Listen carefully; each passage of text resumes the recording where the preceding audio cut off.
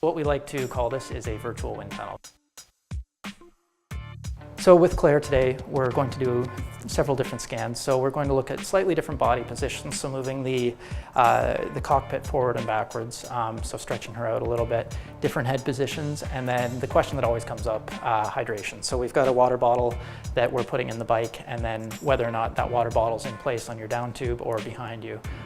Those are important questions aerodynamically. So we want to answer how much of a benefit will it be moving components around and changing your position. And for the athlete, in general, going into your next race, you can know that you might gain a minute or two on your next Olympic distance race, or if you're talking about an Ironman, it could be as extreme as 5 or 10 minutes in some cases. So the hardware we use for the scanning is actually an off-the-shelf 3D scanner. So this is the Microsoft Kinect.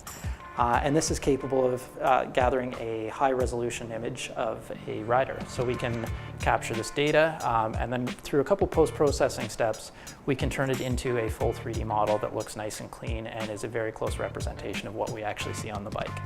The analysis that we do is called computational fluid dynamics. So we are performing calculations that actually back out the aerodynamic data, so how the flow moves around the rider and how much drag they're creating, which will allow us to better fit a cyclist and improve their overall level of performance for the next race. This process only takes about 2 or 3 minutes for the scan. The actual data processing is a little bit longer. It takes about 24 hours for us to turn around a simulation, so it's fairly computationally intensive, but this is a process that we feel, given the short scan time, allows for easy accessibility to aerodynamic analysis. So it helps you narrow down to where the optimal position is, then you can fine-tune a couple different designs. And it also gives you a good perspective when you're combining it with a bike fit. So with a bike fit, you're able to capture the important biomechanics and then couple that with aerodynamics and find out what, in your case, the optimal position might be. So we've done this process on a number of professional athletes. Alex van der Linden and Cody Beals are two athletes that we've worked closely with, and we've seen very substantial gains. Cody has spent a lot of time in the wind tunnel, so his position's already dialed in, but we were able to replicate his wind tunnel results to within about 2%, which is incredibly good validation for any numerical study. Alex, we were able to take his original riding position and increase his performance, so by reducing his drag by approximately 10 to 15%. So it was a huge improvement.